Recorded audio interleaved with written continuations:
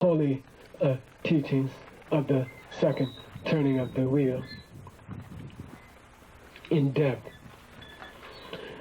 You studied Lamrim, the great teachings on the path to enlightenment, in depth. You studied 3 or 4 different Lamrims.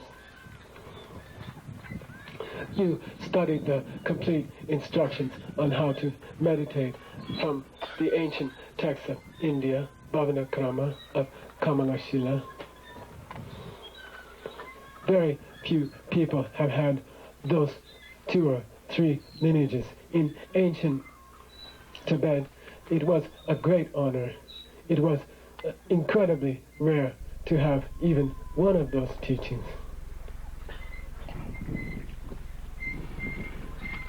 You studied the ancient text Pramanavartika by Dharmakirti on how to establish past and future lives.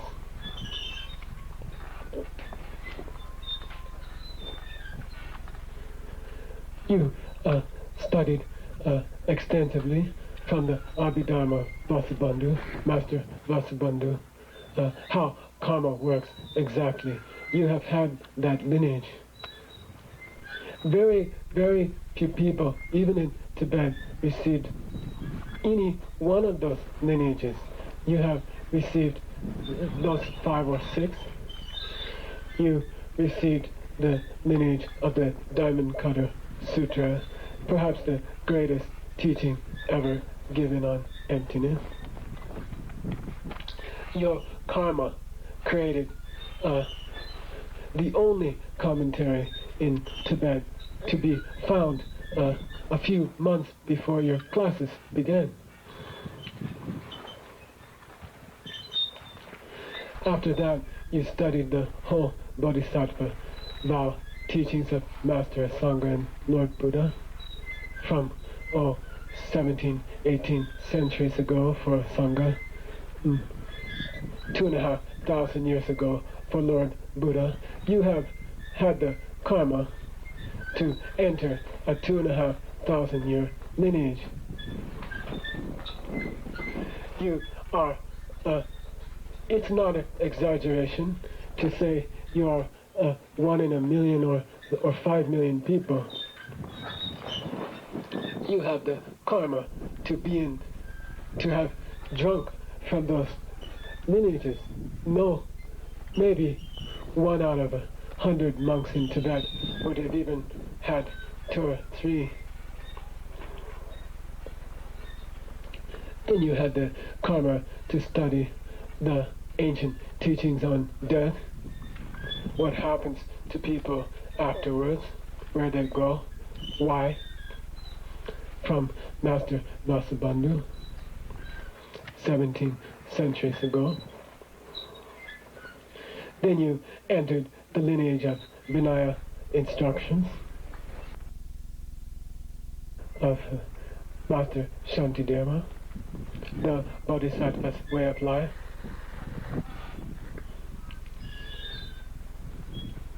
After that, you received the most precious lineage of Master Dharmakirti on how to reason. This is the key to all meditation, and this is the key to see emptiness. After that, you entered the lineage of Lojong, the ancient teachings on kindness from the very first Tibetan lamas. After that, you entered the lineage of Chang'e, how to distinguish between what the Buddha really meant and what he didn't really mean. You mastered the mind-only school. Very few people in history have heard those teachings.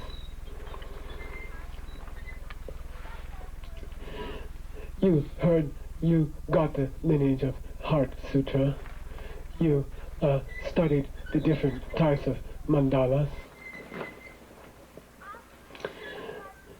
And due to the intense kindness of Holy Lama Khen Rinpoche, many people here have been granted entry into the lineage of the secret teachings.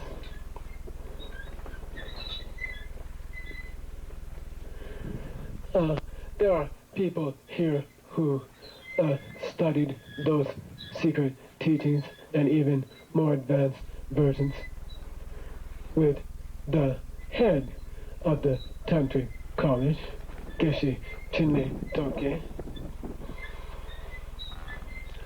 Those people studied the secret teachings of Naropa. There are people here who were granted teachings by Holy Lama Geshe Tupten Rinchen. In 500 years of the existence of Sera Monastery, a group of foreigners entered the monastery. About, I think the first time 15 of you, later about 80 people, and were granted in the main temple permission to receive the lineages of Chang'e from the greatest master in the world of that Sungzin and the mind-only school. It is what you will be doing for the next 2 weeks.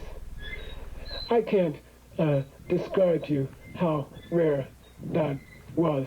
That was the first time since Jetson Kappa that a group of foreigners was allowed to study those subjects in Sera. Many of you were present when the head of the Tantric College of Gyuto, Geshe Tenzin Sherab, taught to our classes in New York.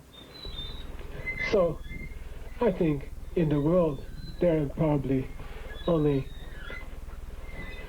maybe 100 people who have been instructed by both heads of the great Tantric colleges in Tibet. You are among them. Many of you have had teachings from the greatest Lama to bring Buddhism into the other countries of the world. This is Lama Supa. Needless to say, almost everyone here, or many people, have had the chance to study, listen to His Holiness the Dalai Lama. He will certainly go down as the greatest Dalai Lama. To teach his whole life around the world, to devote every hour of his life to others, to be chosen at the age of 3 and win a Nobel Prize. You have received more holy lineages than anyone in Tibet ever did. Whenever you are feeling down, whenever you think your practice isn't so hard, try to imagine the immense good karma you have created. Those lineages reach this country only through the kindness of one being. It's a Holy Lama Ken Rinpoche.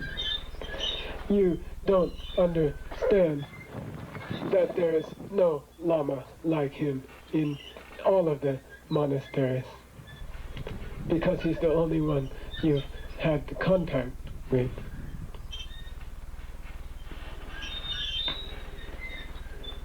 Also, many of you have studied, were there when Gyaltsab Khyentse Rinpoche taught our monks and nuns and other people about our vows. You have received the vows from the greatest Vinaya master in the world.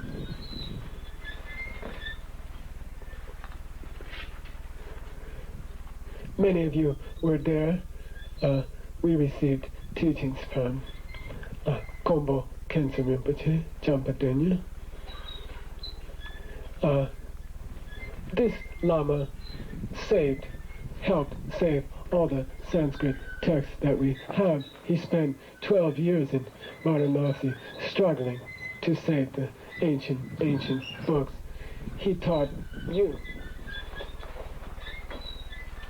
Many of you took teachings from Pomra Khensa, Geshe Losang Ngodrup, who has passed from this world. He taught us Lamrim.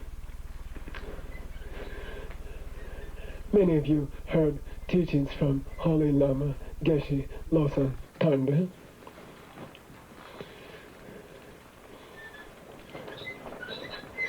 Perhaps the greatest master of Guru Yoga in this world.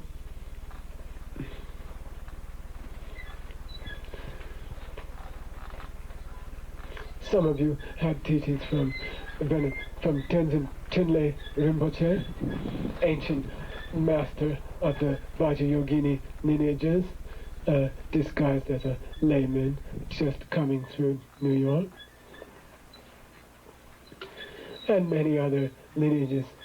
When you think you're not so special, when you try to think of something to dedicate, I can't describe to you what karma you must have and what new karma you have created.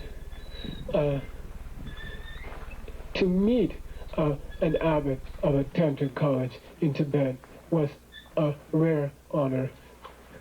People would walk to Lhasa from Kham in the Munlam festival to see the Dalai Lama's head pass by at the top of the crowd. No one received such teaching. You must be special. You must be something very special. You must have some special mission. These holy beings must have something in mind for you to do. They wouldn't come to you otherwise. You can't force the Dalai Lama to teach you. So remember those good karmas. You have excellent practice. You have extraordinary personal practice. Each one of you. You have to think about it, crystallize that good karma, and send it to other people's hearts tonight. We'll take a break. Please enjoy the refreshments.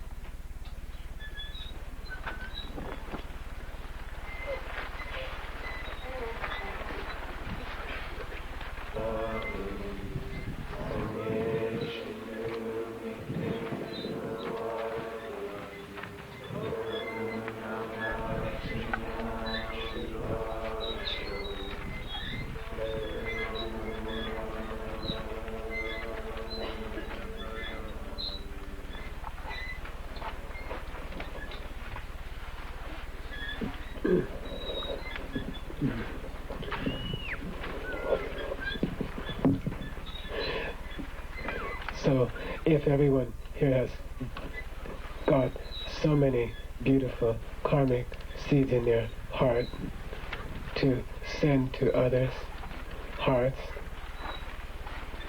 then who to send them to exactly? This is what Master Shantideva's chapter is all about.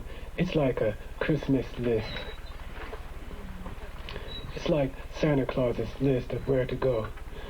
And it's a beautiful suggestion list of where to send your good karmas. Yesterday we spoke about the verses that mainly relate to people who are just entering a spiritual path.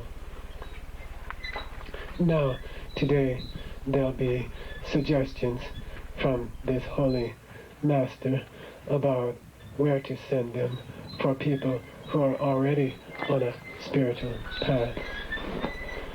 And I'd like to ask that one of those sweet people who's reading the verses read the first verse.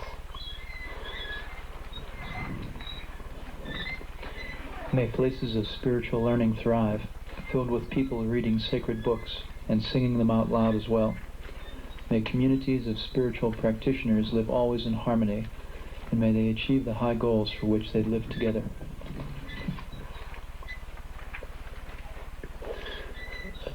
In the first half of the verse, Master Shantideva is saying, send your good karmas to all the spiritual centers in the world. I think here especially you can see it as ripples going out from your heart. You drop your good karma of putting up with that person next to you this afternoon into your heart, and then it starts to spread. First it hits all the sweet spiritual learning centers that we are close to. For example, Diamond Mountain Retreat Center, and you send it to the hearts of all who are working to create this place.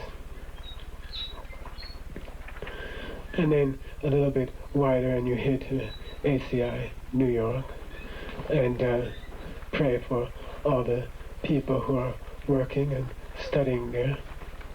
Send them your good karma. Send it to their hearts, especially the director. It's a hard job. I'm glad he's the director.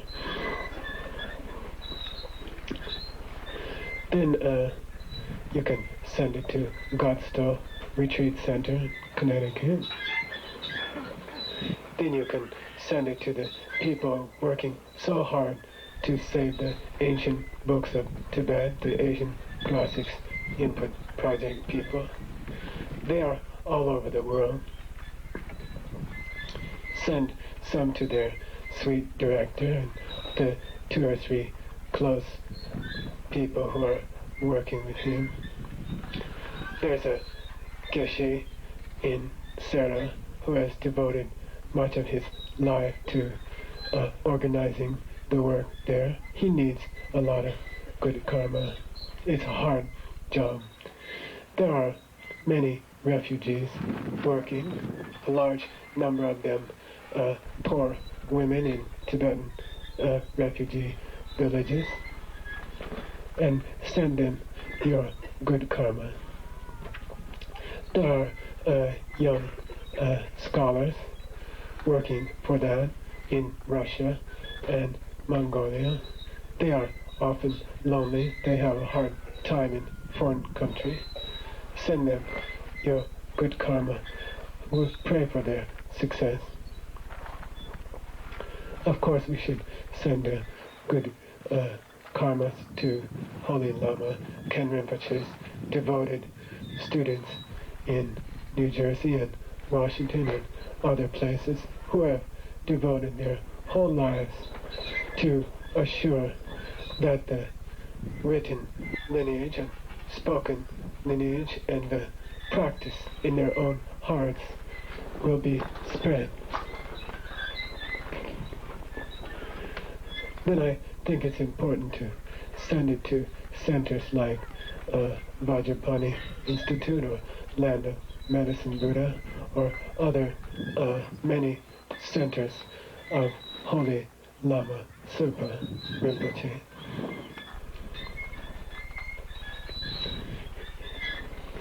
Each one of these places is very, very precious there are too few places in the world where you can learn these things.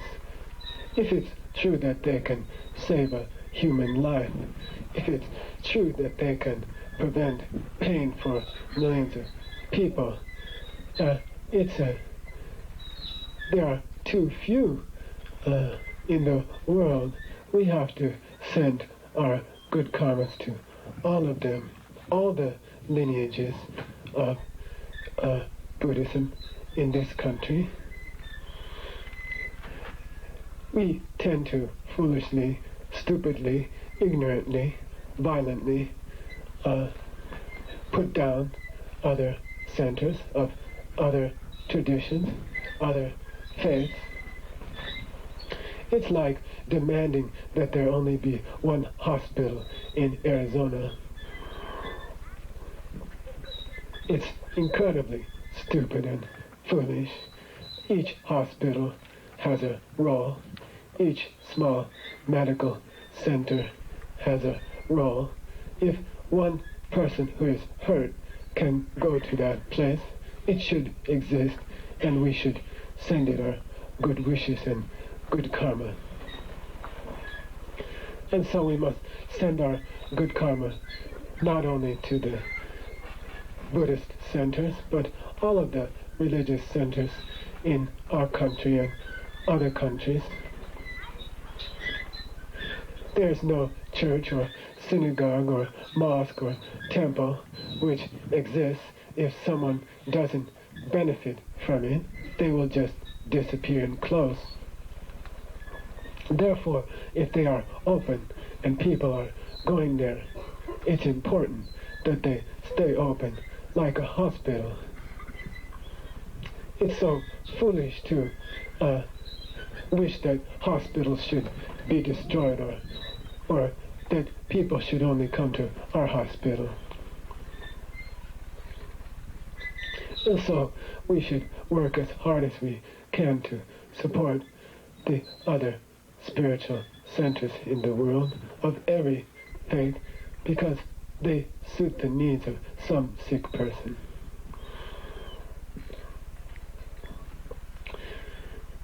And as we said yesterday, in spiritual centers, especially of a new kind of religion in a country like here, you find groups of very stubborn people. You wouldn't be here if you weren't stubborn. And so naturally we rub each other the wrong way sometimes, and we have to try to send karma ahead to prevent those kinds of problems.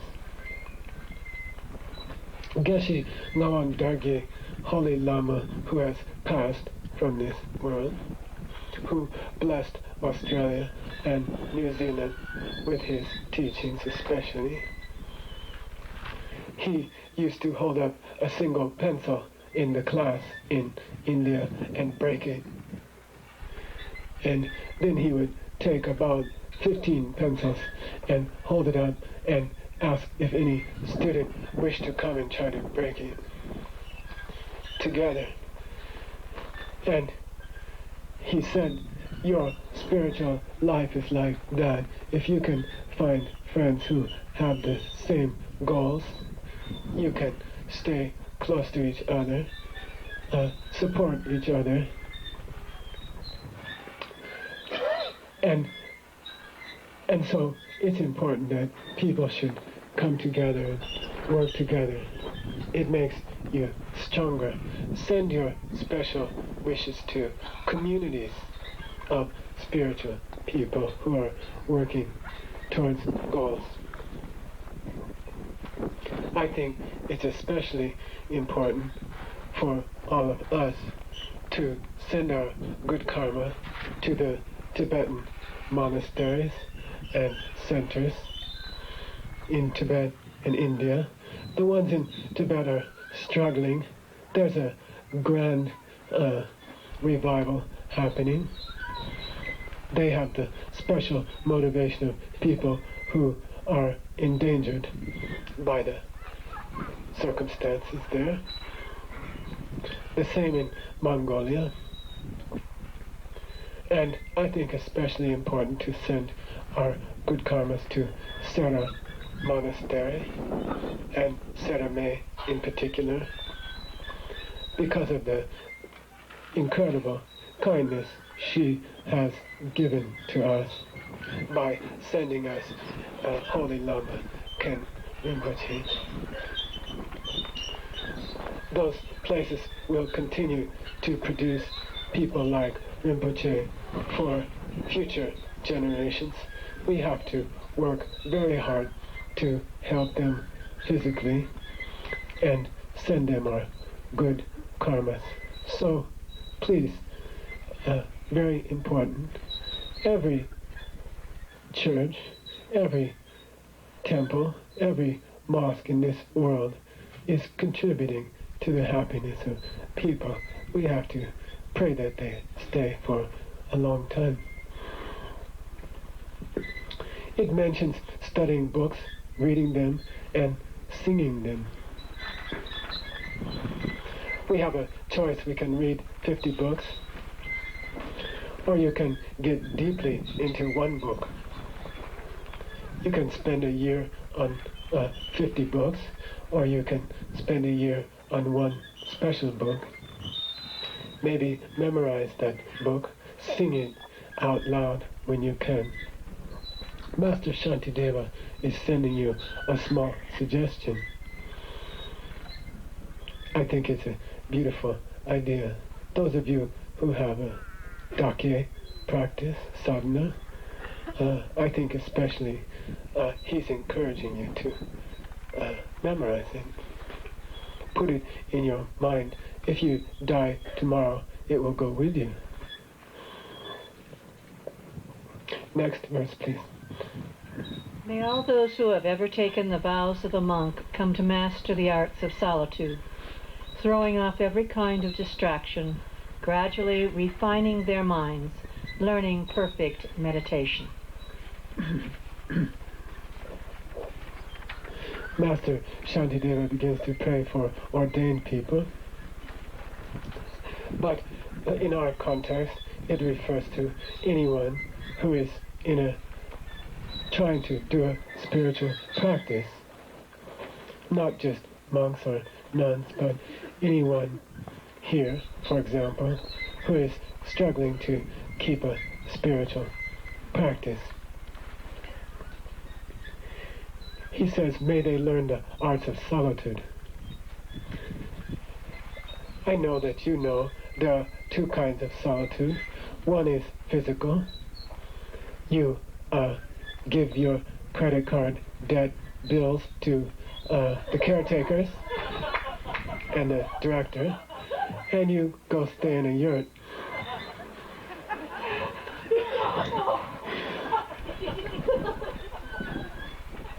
Sorry.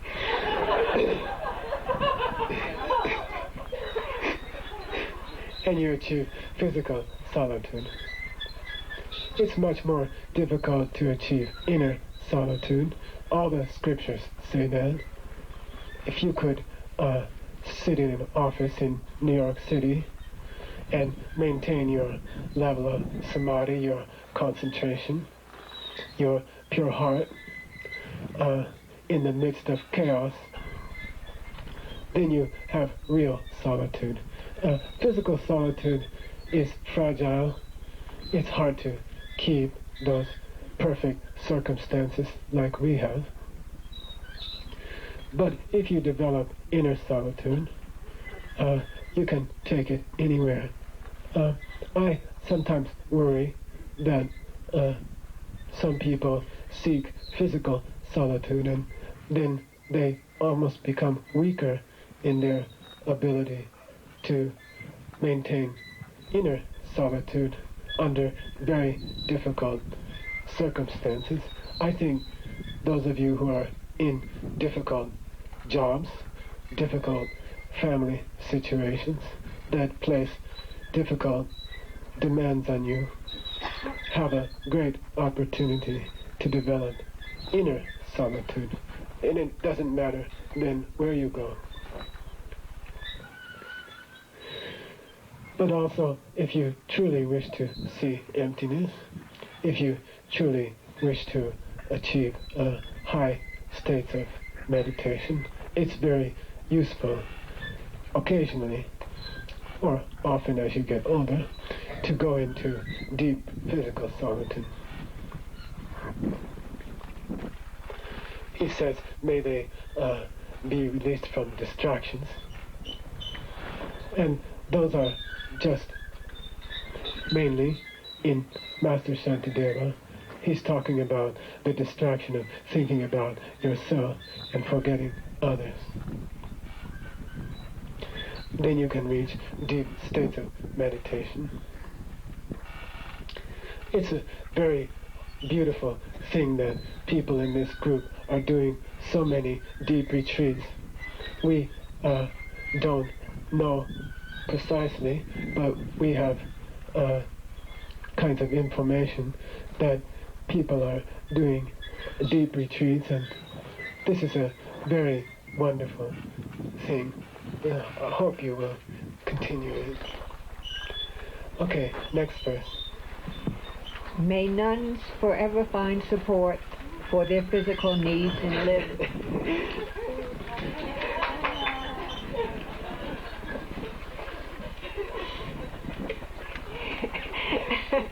and live lives free of conflict or any outside threat. May every person who's ever become ordained conduct themselves perfectly in their moral code.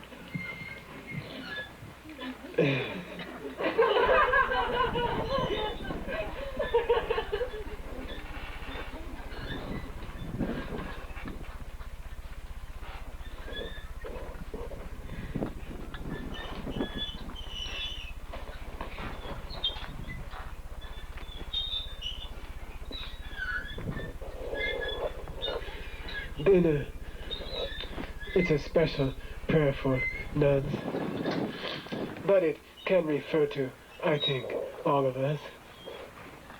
In ancient times, it was very difficult for nuns to find support. I think it continues today. I'm very proud of the fact that almost all, or maybe all of the retreatants are women.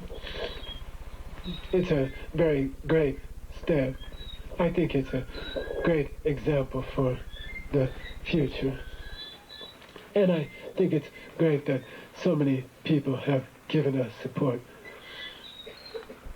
Then Master Shantideva prays that they would live in harmony.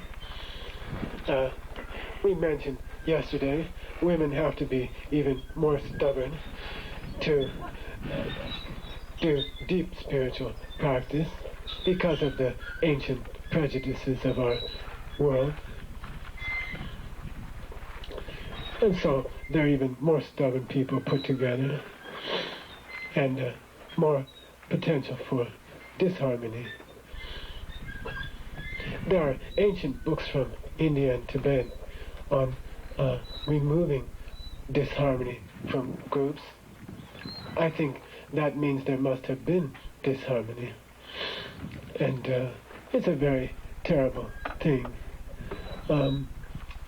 Many lamas have mentioned to me that of all the things we should watch out for, the worst is disharmony within a group. You have to set aside your personal wishes. You have to set aside your opinions. Sometimes, when it's necessary to maintain the harmony, there's nothing that turns off young students more than seeing disharmony of those people who have been trained so well.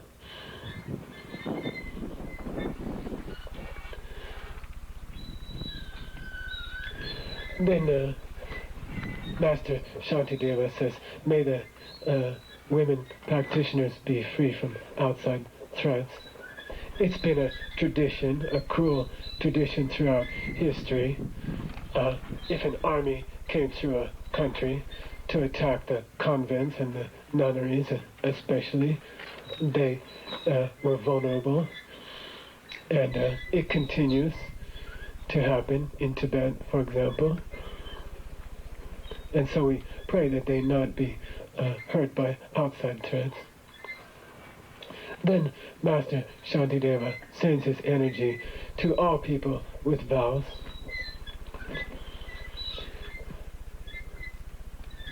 It's one thing to decide not to harm other people and animals, not to kill them, for example. It's much more powerful if you commit yourself not to do it formally before a High Lama like His Holiness or Ken Rinpoche. And Master Shantideva is saying, all those people who have made a commitment like that, I send them my good karma. May they have the strength to keep those commitments they made. Next verse, please. And may any of those who may have ever broken this code regret what they've done. And always work to clean the karma. May they then return to a higher birth, and in their new life never see their spiritual discipline fail again.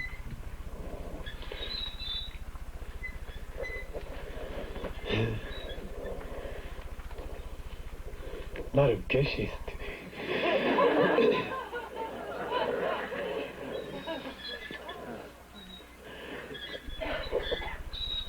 It's more powerful to commit yourself not to do a wrong thing. And it's more powerful if you break that commitment than if you hadn't made that commitment. There was a great Lama, Lord Atisha, who helped bring Buddhism to Tibet from India. He said, my vows are like the weather.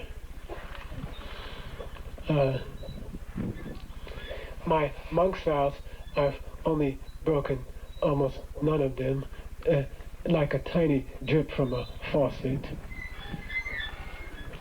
My bodhisattva vows, my vows to be kind to others, I break pretty frequently, like a steady, soft rain. And my tantric vows, which you can break in a single instant of negative thoughts towards a holy being, I have broken like a wild thunderstorm. He used to carry around a small stupa, a small image, and stop all day long and pray that the bad karma of just thinking something wrong shouldn't grow. And so, I think we are similar. I think we are fortunate to have had great lamas. We understand our vows. We are special in that way. But the mental ones especially are so hard to keep. And so, send your good karma. And here I introduce a new idea. Those of you who have done Tonglen, the practice of giving and taking with your breathing, you know that you can send energy ahead into the future to help yourself also. You can send your good karma to yourself tomorrow, or next week, or next year. And send your good karma ahead. Your good karma from maybe the first days of your spiritual life when you turned away from the pain of this world, and send it ahead to yourself and say, this is energy shipment from me now to me future. I hope it helps you to keep your vows. Then Master Shantideva does what we call a mayingak in Buddhist logic. He makes one statement by saying something else. He says, I hope they can come back to a higher life and keep their vows better in the future. He's saying that it's very dangerous to break your commitments. It can take you to terrible states of physical and mental misery. And he's trying to send energy to those people who have broken their commitments. You have also learned carefully how to clean bad karma, and it's important to keep doing that practice, especially with the fire. I think, lastly, I'd like to tell you, on this verse, don't get your hopes up. We noticed something in our Sojong rituals together. Sojong ritual, if you don't know, is a group ritual to admit to each other the things we've done wrong openly, and to encourage and support each other to improve in the future. And so sometimes what we've been doing when we meet, which is not the whole group, only during break months, we keep our book diary during the day. We stop 6 times during the day. We check one of our vows and see if we have broken it or if we've done very well with it. And then every 2 weeks, which was yesterday, for example, on the full moon, we take that diary and we snip out some of the hits and some of the, disasters.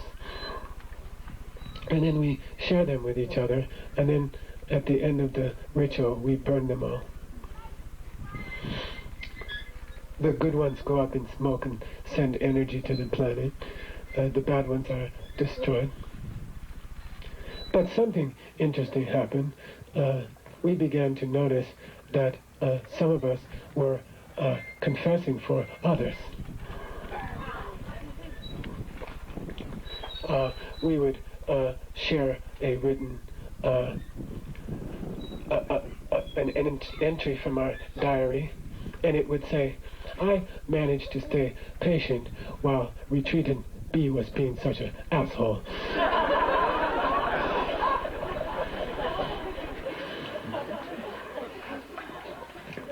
When they broke their vow so terribly. And then retreatant B saw it, and they said, this is lucky, you're doing my sojong for me. So I think it's important. The only person who can keep your vows is you. And the only person who can keep other people's vows is them. We don't have to keep theirs for them. You know there are secret vows. If there are secret vows that you know about, I think it's logical to assume there may be secret vows we don't know about, that we haven't heard about yet. And so we have to be very careful with this dedication, I believe. Send your good karma to those who seem to have broken their vows, but never forget to say, seems like that to me, because we never really know. And I think it's a tendency for all of us. Okay, next. May every sage who lives in this world find the honor due to them, and always be offered the food and other needs they request. May they always take care that their hearts are pure, and may they earn a good name that spreads throughout the entire world. This is a special dedication of good karma for sages. It could be yogis or great meditators or lamas. But at some point in a person's spiritual life, they may, I think you can call it turn professional. And there's a change in the way you live. Some teachers follow the path of dedicating their whole time to externally teaching others in an obvious way, and then they become dependent on the kindness of others for their support. In ancient India, the word for monk was bhikshu, and bhiksh means to eat, but it also means to beg for your food. And so it's a prayer that those who have chosen that path will get all the support that they need. And it's sending karma. You wouldn't guess how much, frankly, financial trouble great lamas have had and have. His Holiness the Dalai Lama has tremendous debts because he is supporting hundreds and hundreds of monks. He is, frankly, in very difficult financial situations constantly. Holy Lama Ken Rinpoche, we told him, don't worry, Rinpoche, we'll give you $115 a month. 6 months out of the year, we couldn't do it. He never said a word. He never complained. His refrigerator was often empty. I can remember a day when he said, go to the refrigerator, give the food and make a tea for all the students. I said, Rinpoche, there's nothing there. There's a quart of milk. He said, bring the quart of milk and make tea and give it to everyone. Then he didn't have anything for himself.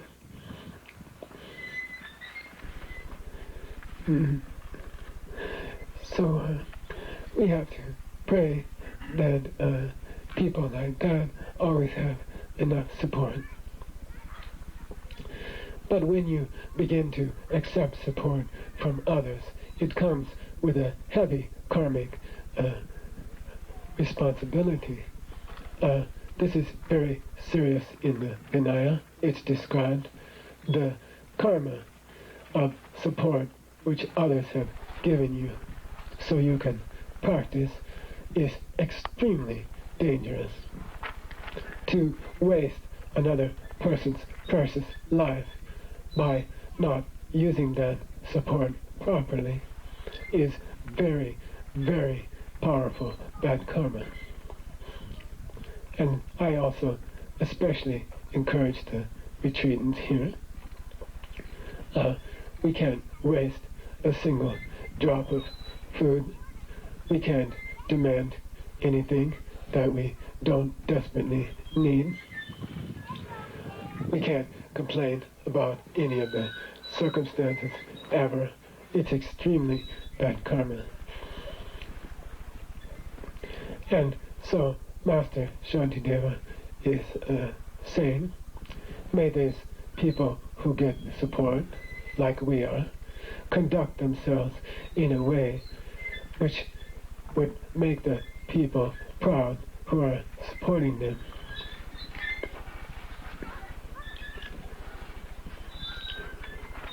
Next verse, please.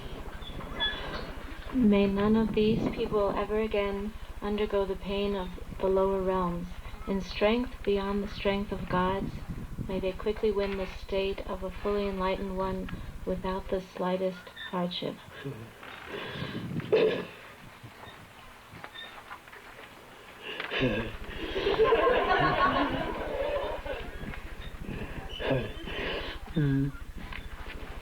Master Shantideva is praying. This is a sum up. All the people who are devoted to a spiritual path should have good physical and mental health for the whole time that they are reaching enlightenment. They should have strong, healthy bodies, strong, healthy minds until they reach enlightenment. So it's a sort of a summary verse. Next verse, please. May every suffering being there is make offerings over and over again to every enlightened being there is.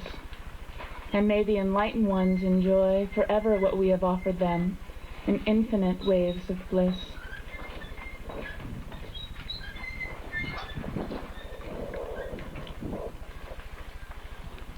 I have trouble with offering. I tell you honestly, I see lamas like Holy Lama Sepa Rinpoche or Ken Rinpoche set out extraordinary offerings all over their rooms, sometimes thousands of offerings around the house. And I have difficulty with that. I have trouble, I think, imagining that a Buddha will come down and drink a bowl of water or eat a cookie the way that Santa Claus would take the milk and the cookies. I have trouble with it mentally. But I think it's important for us to understand that's not what happens when we make an offering. We offer physical objects to our teachers and to holy beings. If the teacher is a true yogi practitioner, they have absolutely no need for almost anything we can offer them. A real yogi teacher sees another possession in their room as a new enemy. It's just trouble. One more thing to disturb my meditation. They get rid of it as soon as they can. There's a beautiful story, you know. Student A goes to Lama Supa Rinpoche, gives them a priceless rosary, goes and sits down in the reception room. Student B goes in for his blessing. Student B comes out wearing the rosary. True story. Repeated over and over. But the offering has been completed and the offering is perfect. You have offered to your Lama or holy beings something that means a lot to you. The minute you thought to offer it, it was offered. The minute you thought about offering the water bowl or the piece of fruit or the flower on the altar, countless Buddhas in countless parts of the universe were struck with countless waves of bliss. You should know that it's true. Don't be discouraged or think that offering is silly. Or I had students bitterly complain to me that they saw another student wearing a sweater they gave me.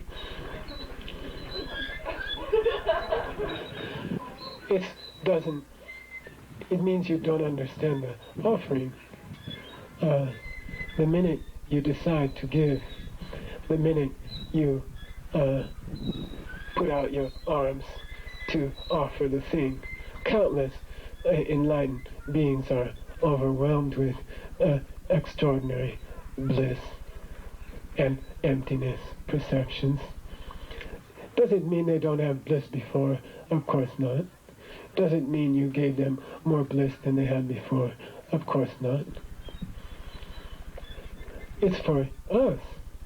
It's that we have triggered more bliss in them, and it's an extraordinary good karma. So Master Shantideva is saying, whenever any single person in this room offers even a little bowl of water on their altar, may every holy being be overcome by infinite ways of bliss and emptiness. Next verse. May every plan there is in the heart of every bodhisattva to help every living being come true. May everyone get every single thing that the enlightened ones who shelter us have in mind for us to get.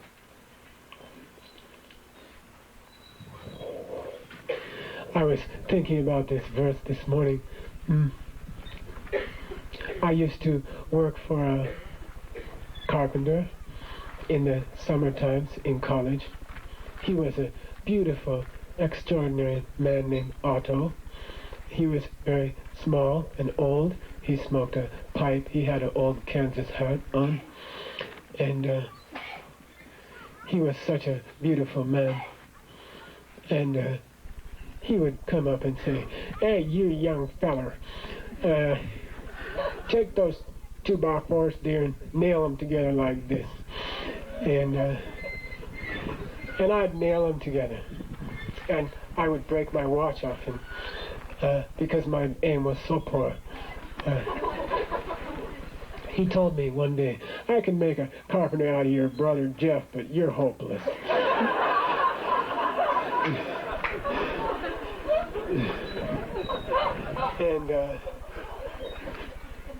And he would just set me to the stupid work, and I'd nail a couple of boards together, and then 3 days later he'd say, "Where's them boards?" And I'd go get the boards, and then he would adjust them and put them into the structure of this new house. And I had no idea what the house would look like. I didn't know what he was asking me to do. He had the whole house in his mind, and he would 3 days or 4 days ahead, to make me busy, he would tell me to nail some things together. He has a vision of this whole house. He knows every nail that's going to be going into this house. And I don't have the slightest clue. I just nail them together. Bodhisattvas are like that. They are working on a totally different level. People can't even imagine what bodhisattvas have in mind. They can't imagine the extent of their vision. They are truly working on a universal level. They see things that will not happen for hundreds or thousands or perhaps even millions of years. I'm not talking about Buddhists. I'm talking about a bodhisattva who has seen emptiness. They have a special knowledge of the master plan. They see the whole house. When they ask us to do a small thing, nail them boards together, we have to do it. They have a master plan. They have a plan that we can hardly, we could never imagine. And so Master Shantideva say, I pray that whatever plans these bodhisattvas have, they should come true, and people who are asked to contribute in nail boards together for the master house, they should try to do it happily and understand that a larger thing is happening. With Buddhas, it's even beyond that. Future, past, for all time is compressed into a single point. They see everything that will ever happen and has ever happened everywhere in a single instant. And so it's very powerful to send them your good karma. Can you imagine how big your seeds will get if you just make a simple little prayer? May the enlightened beings' wishes be fulfilled. Their plans, for them 1,000,000 years is nothing. Zniam alpam. The world is reduced to a rain puddle for them. So in this verse, when you try to practice, send your good karma, that the master plans of these beings be realized. Next verse, please. May those who follow the lower paths of self-made awakened ones and listeners attain the happiness they seek.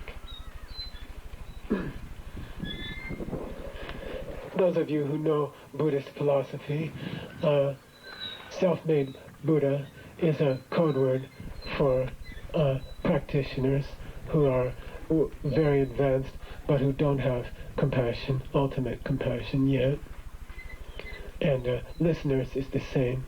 These are code words for high practitioners, very advanced yogis and meditators, but they don't yet grasp. They haven't directly experienced the extraordinary wish to act on a universal level for all beings.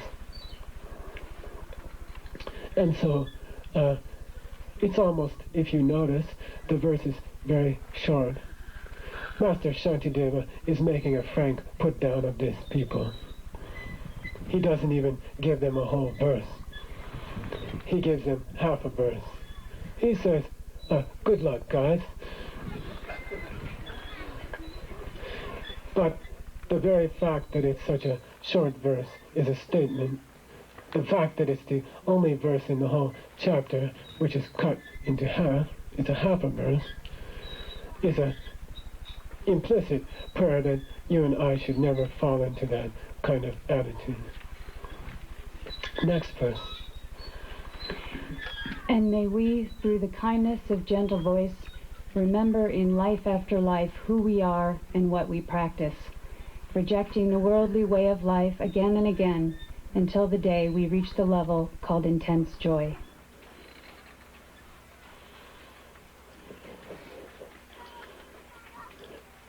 If you notice, this is the first verse where it changes to we.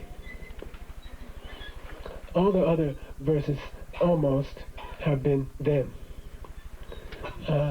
Master Shantideva is saying, take your good karmas and send them to your future self. Take your good karmas and ship them to yourself.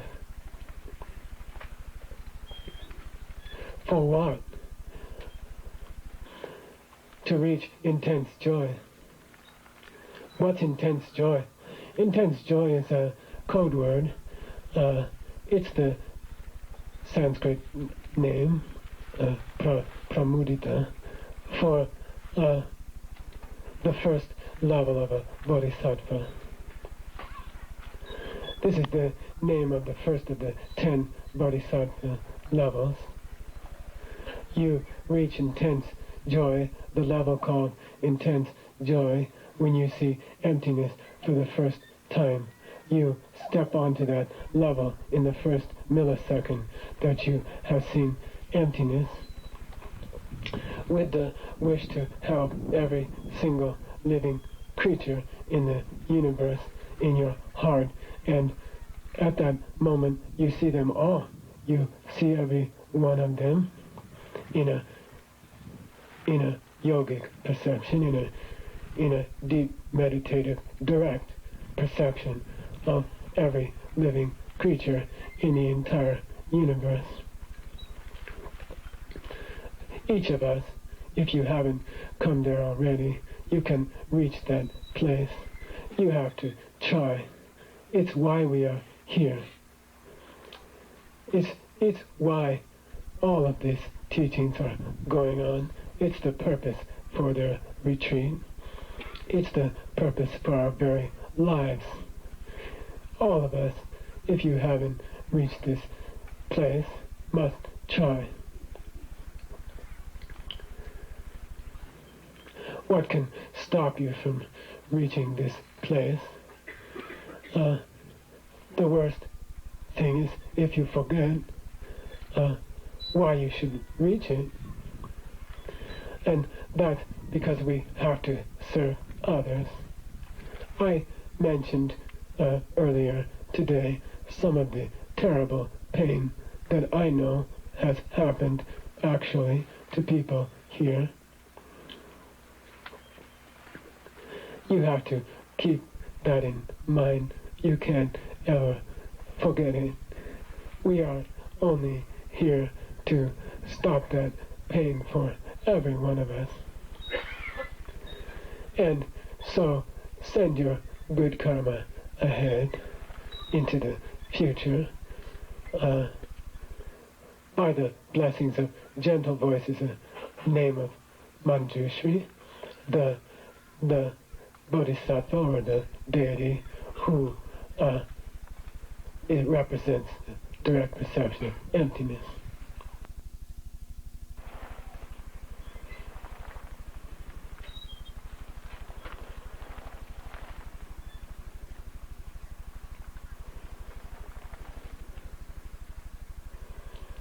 Now you have an opportunity to reach the level of intense joy of refreshments, and please have another short break, and we don't have much after that.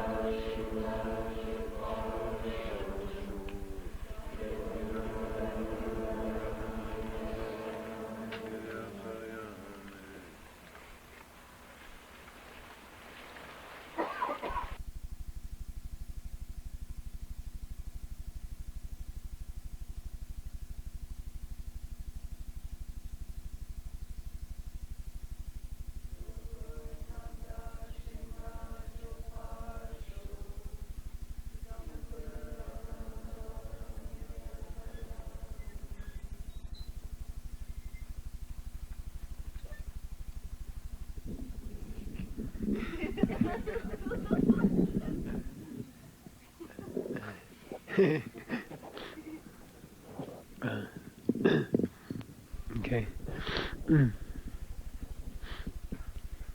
I'm sorry it goes on a little long. I'd like to finish the whole chapter. Not tonight.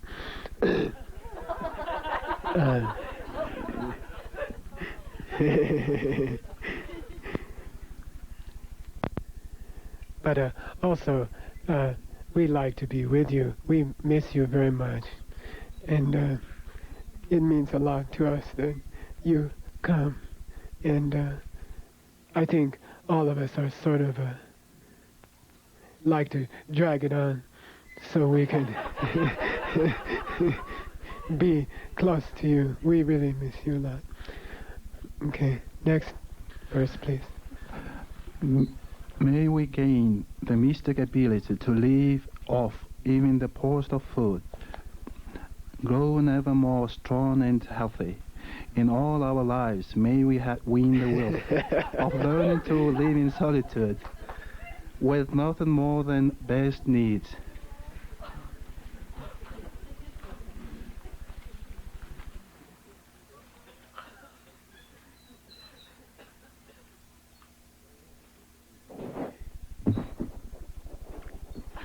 Wow.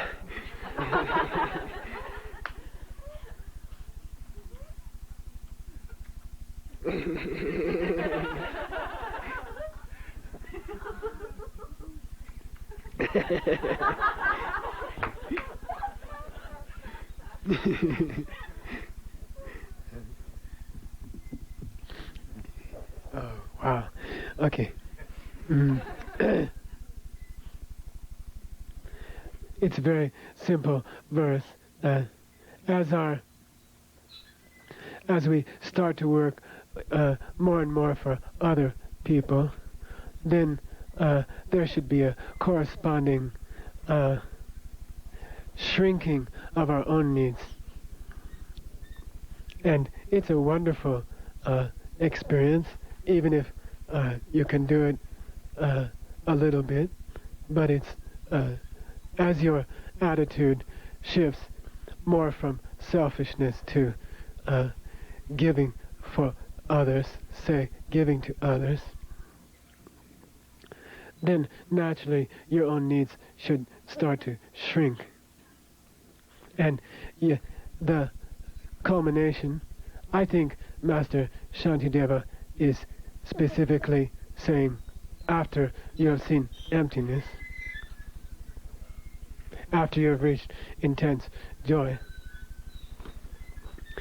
is that you start to change your body in the years after that. Your life begins to change, especially if you're trying to practice the secret teachings. Then your own needs begin to shrink drastically. On a moral level, you should use less of the world's resources.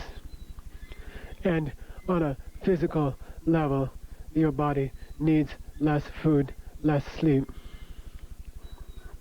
Your needs begin to shrink because you are seeing the first stages of your body's transformation into light.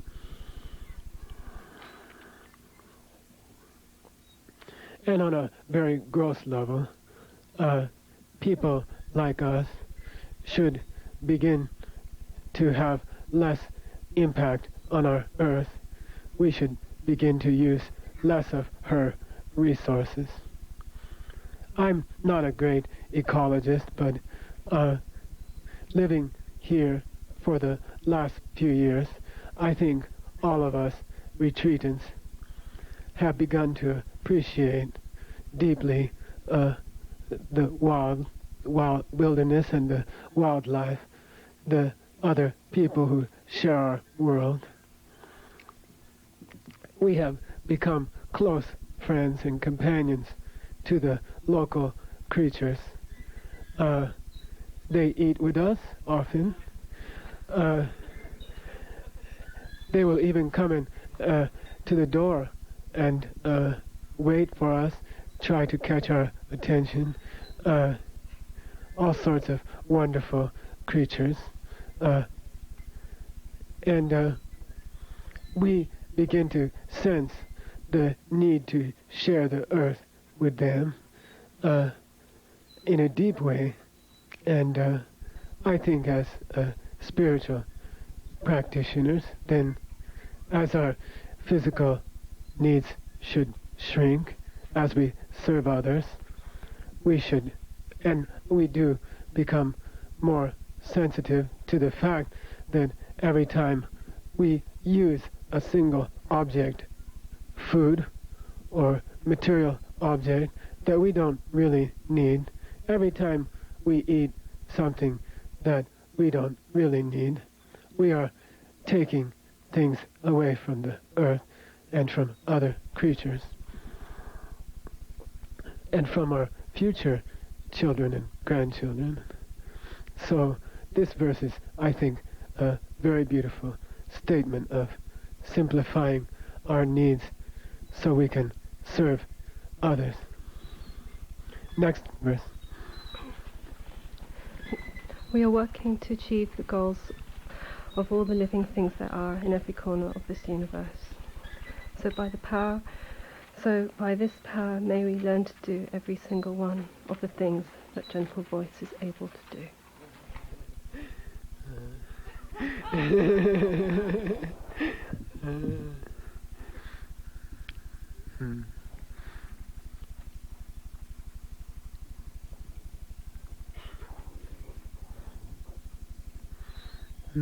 It's a prayer sending energy to ourselves, to the future, that we should learn to act like Manjushri himself.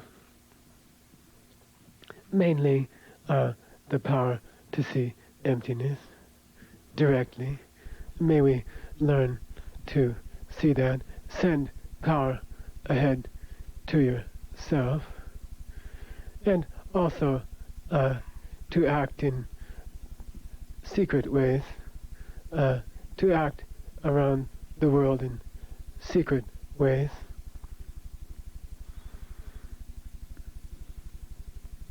next verse. And may we decide that we will stay, to work to clear away the pain of every living being there is, until the last day of this universe, until the very last suffering creature is changed.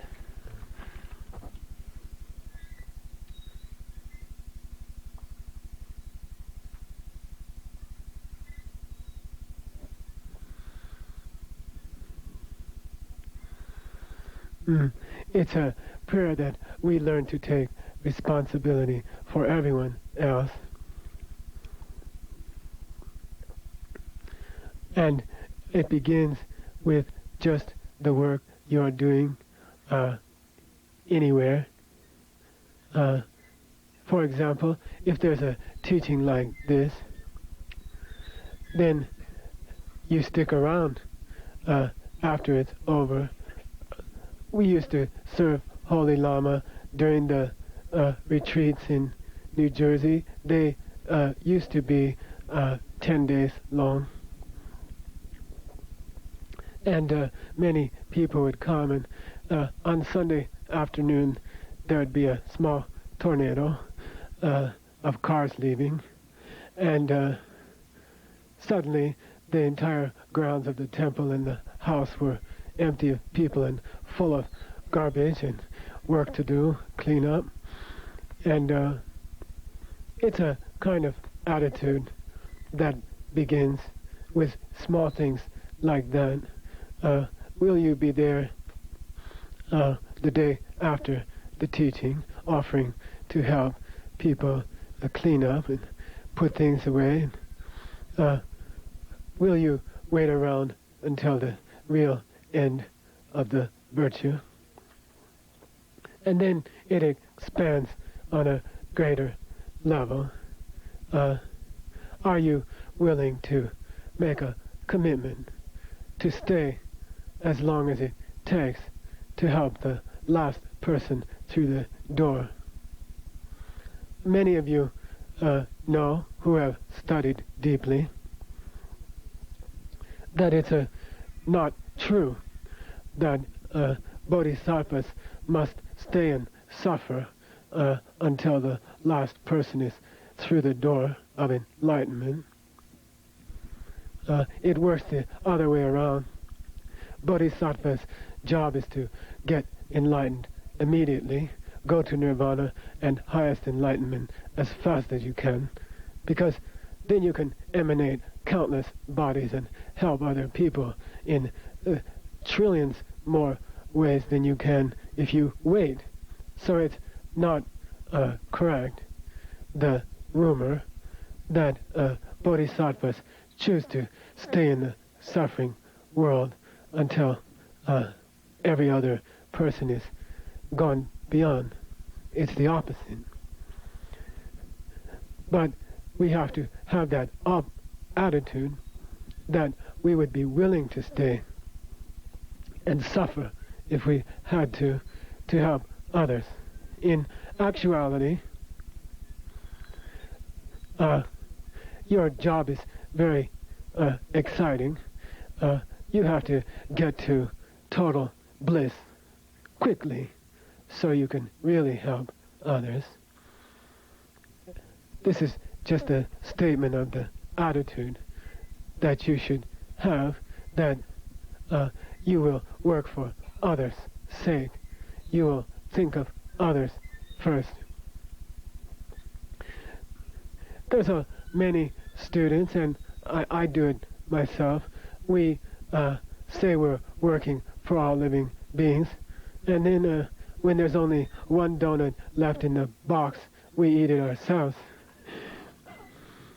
We do that. It's a sign, it's an indication, it's a danger signal that we don't have a bodhisattva's attitude. It starts with small things.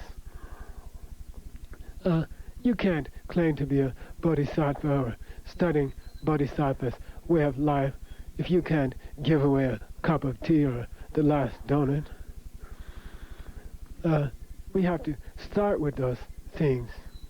We have to start with small things and give them away to other people. Next verse. May every single pain that is coming to any single being there is ripen now upon me instead. May the great community of bodhisattvas go forth and spread through all the world to work for the happiness of all.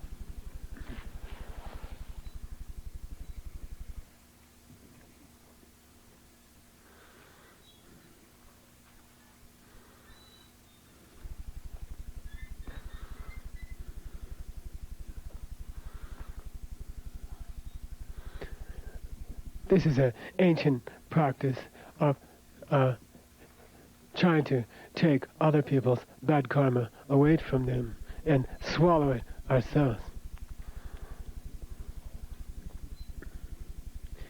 It's so important. I would like to leave it, if you don't mind, for tomorrow.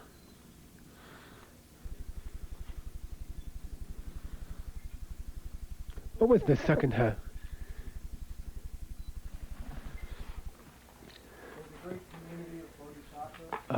Okay. There's a beautiful Sanskrit verse. Let's see if I can remember. Kandayitva. Then? Kandayitva.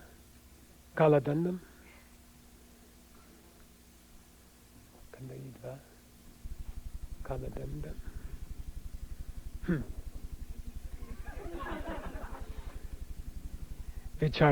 Vicharanti, Brahmande vicharanti.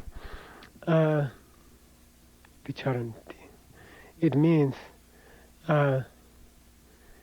Kandayitva means those holy beings who are walking around on this planet in disguise, among the mass of people. In the Dake, it starts Jine Dorje Kandoma. However many you may be, I don't know. Kala Dandam means, Kala means time, but it's a word for the Lord of Death. Danda means a club, a stick. It means those who have clubbed death to death. It's a beautiful word, Kala Dandam. Those who have murdered death.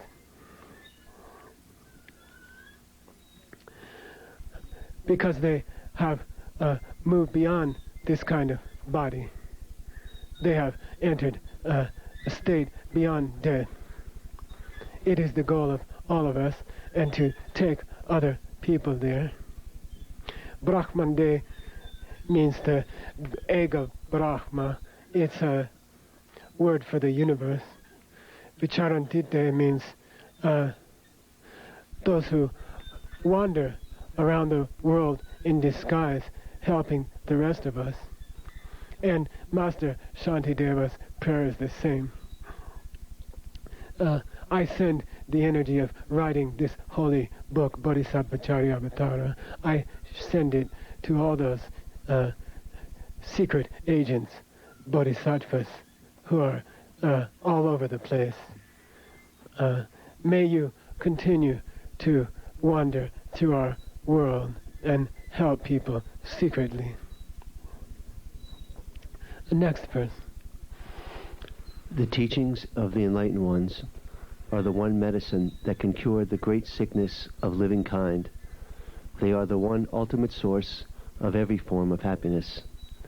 And so by this power, may the teachings remain long upon this planet with all the support they require and all the respect they deserve.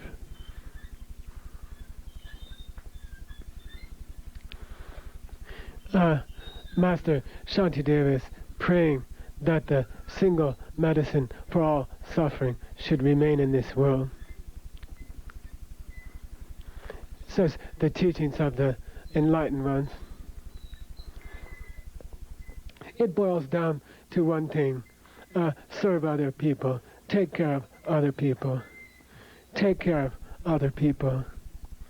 It's the whole teaching in that one sentence: take care of other people. If people continue to take care of others, then the teachings of all religions are staying on this planet. And they are the one medicine for all pain in this world.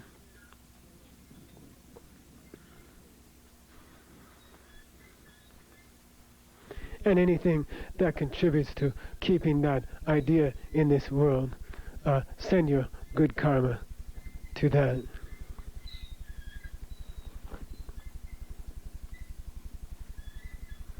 Next verse.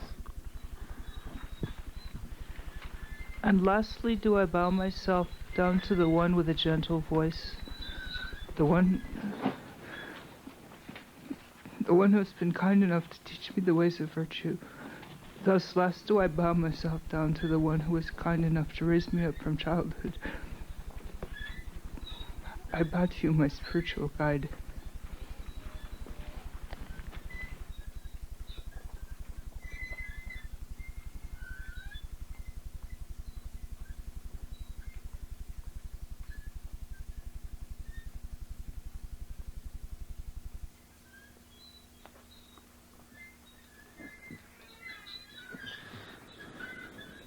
In the actual chapter, this is the final verse. I've rearranged the verses for this teaching.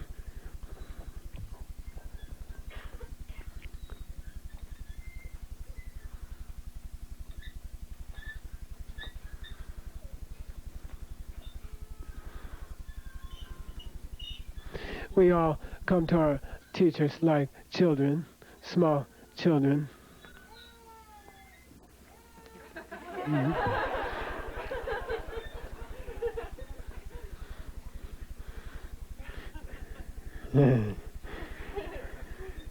I remember, I think the first day I came to Holy Lama Khenrim Rinpoche, I was, I think, 22, and one of his senior students sat me down and said, I'll be honest with you, it's a lot more trouble to have you here than not to have you here.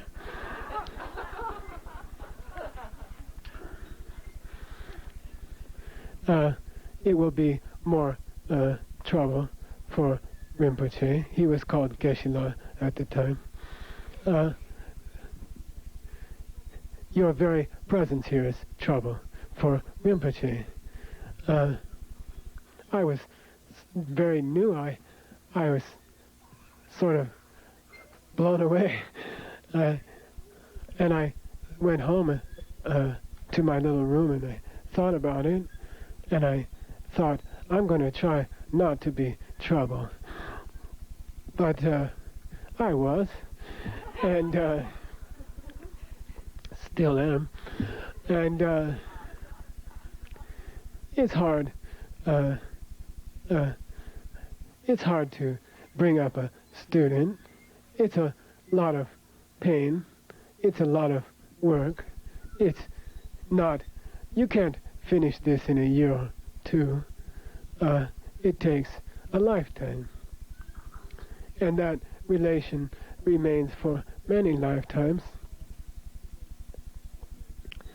And in a sense, our teachers have taken us like a child in a basket left at the door.